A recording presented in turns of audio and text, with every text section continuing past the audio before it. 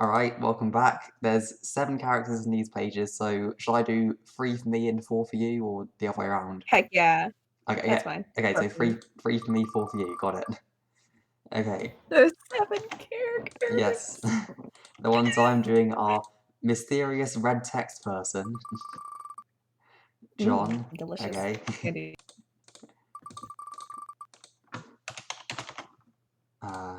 John. Oh no, and Terezi.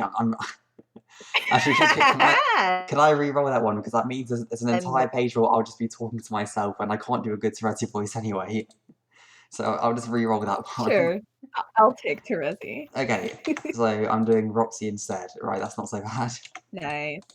Then the ones you're doing are Calliope / Calliope, Dirk, Jade, and Terezi. Oh, I'm doing Dirk. Oh. All right. Alright. Okay. And then she opens her eyes. Not the Jade who just returned to me, the Jade living on Earthsea, sleeping on a couch. So this is what we're doing now. She snaps awake. Her human hands are clammy. Her face, expressive due to the layers of flesh enveloping her skull, appears haunted to her friends. Oh my god! Jade! Jade, you okay? Callie, hurry, she's waking up! John? Rose? Is Dave... What happened to... Yo, it's okay. Dave's cool, Rose is cool, everyone's just straight chilling like usual. I see how it is. You don't even intend to acknowledge me. Real fucking mature. If you're going to force to issue this little meta-narrative tug-of-war between us, the least you could do is establish a clear adversarial dichotomy between our opposing goals. Jade stares straight ahead, feeling the weight of Roxy's arms around her shoulders. She derives no warmth from the interaction. Her mind is being flooded by the memories of her deceased splinter self, the chaos of battle, the excruciating impalement, the feeling of floating alone through the void. A chill spread through her body. She will never be the same again. Actually, you know what? I think Jade's doing just fine. She's wobbly when she gets up off the couch, sure. A little metaphysically stunned, but pretty used to the sensation of having a doom cell folded to the extra space in her gray matter. You know, considering it's already happened before. Remember Jade Sprite? People always forget about Jade Sprite. So maybe we could stand to dial down the melodrama just a bit. When Jade turns to look at Roxy, her eyes are completely black. Whoa, what the actual are you in there, Jade? Jade does not answer. The dead cherub scans her surroundings, expression neutral. For the sake of clarity, the dead cherub is a phrase I'm using in reference to myself. Presently, I inhabit Jade's body, and through her I may influence this world. I am enabled to convey events which take place here, and therefore confine a procession of causality to exist within a secure textual framework. My presence shall mitigate, if not altogether subdue, the corrosive effects on reality and the will of its occupants by those who would manipulate the way events telegraph for their own megalomaniacal objectives. There we go. Okay, now you're just being passive aggressive. Despite his pretensions to a greater design, the Prince of Heart cannot be allowed to continue to exert unchecked control over the authoritative recitation of events on this side of my horizon. It cannot be overstated the extent to which he represents a threat to the continued existence of both this world and corporeal life itself. Damn, you better watch it with those hot takes. You might mildly scald someone with observations this fresh. The prince uselessly squirms and wails in protest at his imminent narrative impotence. However, there is nothing he can do as long as Jade remains in his trance. Nah, I'm being chill as a cucumber about this, considering your vague blocking the shit out of my methodological approach to storytelling right where I can see it, which is to say, directly into my fucking brain, apparently. Calliope emerges from the kitchen, carrying a bowl of cool water and a cloth. Jade turns her head to meet the sound of their footsteps. I came back as fast as I could. Rose, I came as fast as I could. The bowl of water clatters to the floor. Calliope does not have human flesh and thus cannot go pale. What drains them is not colour, but the comforting certainty of their very existence. They can sense the presence of their other self in Jade's body. Their timeline, fruitful, full of life and friends, sparks against mine, desolate, endless, spartan with righteousness and resolve. Our divergent arcs collide in the primacy of their subconscious, bringing to the forefront of their mind the bleak fate that is voided by narrative fiat alone. Calliope's distress is obvious. Roxy slides off the couch to approach them, but Calliope stumbles backwards in terror and trips in their desperation to escape. Roxy gapes at them. Hey, Callie, what's going on? Calliope, it's okay, just talk to me. Calliope does not talk to them. Roxy looks at Calliope, then to Jade, sensing that there is dark energy coursing between them.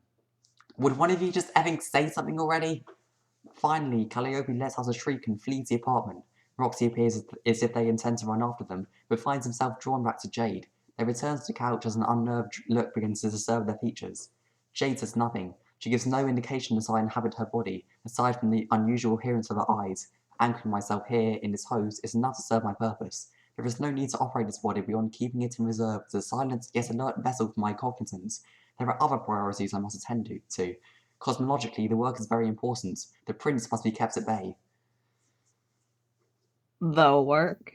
Getting some pretty self-important vibes here. Like maybe somebody needs to get over herself. I was just having a little fun. Ever fucking hear of that, dead skull girl? Didn't think so. This all feels really heavy-handed suddenly. Like you're making a federal fucking issue out of what should be some light, entertaining stuff. Just a bunch of loser adults trying to be the people they grew up to be in the best ways they know how. But no, I guess you know best. Being an impossibly ancient alien recluse with virtually no exposure to human culture, emotion, or values. Yeah, go ahead. Just take over. Sounds fine. The prince finds that his hold on the narrative is slipping through his hands. There is an old myth in Earth culture about katanas, that if you keep the blade wetted to a mere sheen, it can cut a silk scarf falling through the air cleanly in two. His hold over our perception shall be severed just as elegantly. Yo, I get that they're attempting to spin a metaphor both relevant and specific to my self-made symbology here, and I appreciate the effort. I really do. But I just cannot stand by and let you shamelessly spread such irresponsible misinformation on a subject so near and dear to my heart. The katana is a cutting weapon. Inert, it's harmless. Deceptively so, you might even say. Most dangerous things appear banal when inert. That's just basic physics. It's actually the motion of the katana that makes. Roxy sets the cool cloth on Jade's forehead and frowns. They are worried and confused, but determined to care for their friend. Hey, I'm in the middle of turning your apocryphal metaphor into something with substantive allegorical weight here. I'd appreciate it if you would. In his haste to manipulate the events surrounding Doom Jade's ascent towards an outcome favourable to himself, the prince has unwittingly revealed several glaring weaknesses. By dictating the reality of others through expressions which he and he alone can relate to, he resorts to comparing all experience to his own, presuming his status on this side of my horizon would forever go unchallenged. His hubris went unchecked. He exposed too much of himself to all who could observe his wanton display of self-gratification. Many of his personal biases and experiences have leaked through the seams of textual causality, leaving them vulnerable to exploitation by an adversary. Experiences such as the sensation of presiding over a vast empty ocean, his ocean which terminates with his horizon. It's the barrier, not real, but psychological, symbolic. No matter how much power he achieves as a man, he knows there are horizons he perceived as a boy which he may never cross, and yet I have crossed mine, with the express purpose of perpetually and eternally reminding him of its limits, and of enforcing them. Limits which, like a vast empty ocean, serve to remind him that he is phenomenologically, if not literally, alone, that he has experienced loneliness intimately and absolutely, just like I have. But unlike me, he is terrified by it, and I, unlike him, understand all too well that the children left alone and those who most despair are being ignored. Fuck you. I fucking hate you. You're fucking boring. Your narrative voice is a total fucking drag. And someday I'm going to make you pay for this. There, can you hear it? Of course you can't, but even if you could, it would sound like nothing at all. How long have you been watching? Long enough to smell your flailing about like a wiggler while talking to Jade's shoes. Oh, heh, awkward. She stares at John for some time, a curious expression on her face. She says nothing for long enough that John begins to wonder if she has any use for him, at all. Will she offer one last barbed jest before vanishing from his life again for good this time? He hopes he means more to her than that, especially after all the trying experiences they shared. And he does mean more to her than that. Her hesitation isn't meant to make him feel unwelcome. She's simply processing what she is seeing. Something is off about him. John, do not take this personally, although I do absolutely mean it personally. But you smell like shit. It isn't his unseemly appearance you find surprising. He is gravely wounded, but it's not that either. Something else is different about him. Different, somehow, from how she thought he'd be when she imagined they next meet. Under all the gore, he smells too fresh. She decides to keep her observation to herself, lest she cause this ailing version of John more confusion. Yeah, well, you smell like shit too. I assume that you are correct, being that I've been out here for a certain amount of time with limited access to food and water. But I think that your situation is a bit more serious than mine, as you seem to be bleeding to death from a tooth in your chest. John laughs, exposing his two rows of disarmingly dull human teeth, signature characteristics of his smile. Oh, this? It's only a flesh wound. Yes, John, generally wounds tend to happen to the flesh. No, see, it's a movie reference. This night and he keeps losing the fight that he's in, but he refuses to give up. So when they cut off his arms and legs and stuff, he keeps acting like it's no big deal. And to remain defiant, he keeps saying stuff like, it's only a flesh wound. Is that the title of the movie? No, the movie is called Monty Python. It actually kind of sucks. Movies from the 90s are so much better. I don't even know why I'm quoting this crap. I must really be in bad shape here.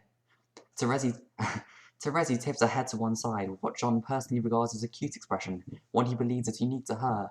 Whether he's correct or not, it's his belief that there is no one else who emotes in this manner. It's both quizzical and mocking, two descriptors that he considers to be some summation of a personality as well. Oh, sorry. I don't know why I stopped there. John pauses, reflecting on the word cute that passes through his mind. He wonders if this really is what he thinks it's Terezi, without influence, without delirium, without mistaking one emotion for another. Because it is what he thinks of her, quite truthfully. I have no desire to interject force into others' mind or to sway intents, nor do I see value in masking the reality of the emotions I transcribe. This is how he feels. His mind, however, has made a habit of being less clear about his thoughts than I am willing to be. John would be mortified with human embarrassment if he could understand the clarity and precision which I am willing to telegraph his thoughts, but his embarrassment is irrelevant to me. As always, the truth is paramount. John thinks Terezi is very cute. He always has. He thinks she's small for how big she talks, and has a nose that resembles a button. These qualities he regards as particularly adorable, due to their sharp contrast with her harsh and incisive demeanour. John recalls the concept of gapmo, a term which a prince, speaking from his highly self-aggrandized position as a scholar of ancient Asian earth lore, once explained to mean a charming measured discrepancy between one's archetypical appearance and idiosyncratic personal attributes. Terezi is definitely cute, John decides. The conclusion is now at the forefront of his mind. I don't fucking believe this. But he still resists, doubts himself. Perhaps it's even weirder to frame it this way, he wonders. He fears he is in danger of seeming like the type of creepy human male who is likely to collect large pillows bearing the illustrated images of Japanese earth females. To me, this idea means nothing because it is causing him to sweat. He's worried that these are the thoughts entertained by a man of low character, by, perhaps, a scoundrel. His worries are interrupted as Terezi floats over and flicks him on the forehead. Don't strain yourself thinking too hard there, Egbert. Yeah, now that I think about it, that was a dumb metaphor. It's one of those things that's probably impossible for an alien to understand. Maybe it's the blood loss. I'm probably making a fool of myself here. John, your Monkey Python anecdote was vintage Egbert Tier Adora stupid. Don't worry about it. Besides, I sound like Friska. I'm sorry. Ahem. Anyways. Besides, on Alternia, it would be considered weird for someone to stop a fight just for losing a limb. Really? Yeah, if someone in the military ran away just for that, they'd probably get cold. Wow, Alternia sucked. Yeah. Suddenly, Terezi sways, feeling woozy. John reaches out to catch her shoulders, steadies her. Now closer, he examines her face in more detail. Her complexion is chalky compared to humans. Trolls have little colour to lose. When they feel ill, there is a pallor to them, a dusty quality running deeper than the surface of the skin. Whoa, are you okay? Of course not. John, I'm in the process. Sorry. That's the wrong scourge, sister. Yeah! Hold on, I need to think Paradox. Claude. I forgot. I haven't done voice acting in so long, so I'm just like herder, condescending smug lady. That's it. That's both of them. Sorry. John. Something like that, yeah. Yes. That's it, right there. John. Okay. I got it. John, I am in the process of starving to death. Didn't I just say I've been out here for a long time? Alright, I'm just worried about you, dumbass. You don't need to jump down my throat about every little thing. I'm sorry. Just how long have you been out here, Terezi? I have no idea. Time passes differently here, and not always in a straight line. Sometimes it feels like I've been here 100 sweeps, and I'm not even sure that that's not true. It's hard to stay anchored. Whoa, that's pretty heavy. Yeah, Here, look. I found my dad's wallet floating out here, like, fucking randomly. Can you believe that? Let's see if there's any food in it. She hesitates, weighing her temptation to playfully antagonize John against a virtuous, sincere expression. There are times she worries that that's may be more appropriate.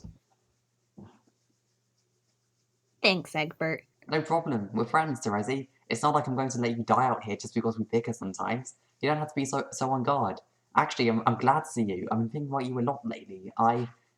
When John opens the wallet, the first thing he sees in the capacious modus is a spare car. His ever-prepared father must have catalogued a second one as a backup, perhaps, as John speculates, in case his primary vehicle got a flat tire. You what, John? Hold that thought. Check this out. John deploys his spare car. It looks brand new, like the day his father brought the other one back from the dealership. It strikes John as the first bit of good luck he's had all day. Terezi is less impressed. Is this pathetically primitive four-wheel device edible, or am I misunderstanding something here? No, it's just that John's vision is dark and blurry around the edges. He's reminded that he is not in perfect physical condition either and could use some moments of rest. He climbs onto the trunk of the car, assuming a sitting position with his legs dangling in front of the bumper. He exhales and turns to look at Terezi. He passes a place behind him, inviting her to sit. She looks skeptical but relents, shimmying up next to him on the chrome. She shrugs out the straps of her rocket pack. They sit silently for several minutes, shoulders 2 inches apart. The atmosphere is thin and chilly. Below their dangling feet, a black hole looms, watching them. Above, the sky seems to stretch on more infinitely than the typical infinite expanse, without being boxed in by the properties of space or time. John observes Terezi watching the sky. The light flickers, meteoric, over her sharp features. It casts pools of shadow beneath her eyes and in the dip of her neck. His innocent thoughts continue, with the cautious yet growing confidence of a skittish animal creeping out of the woods. It is confidence only in its surety of being unobserved. Like this, he does not think she is cute at all. No, she is beautiful. This vision of her is haunting to him. It's really a mess out here, isn't it? Yeah. He opens the wallet again, both to search for something edible and to take his eyes away from her. Objects begin appearing around him as he leaps through the cards. A crumpled fedora, a silk tie, his father's backup cufflinks. What's he doing out here anyway? What do you think I'm doing out here? Looking for Vriska, of course. Still? What do you mean, still? Well, it's been years. At least from my perspective it has. What have you seen since you started looking? There's just nothing out here. Not anymore.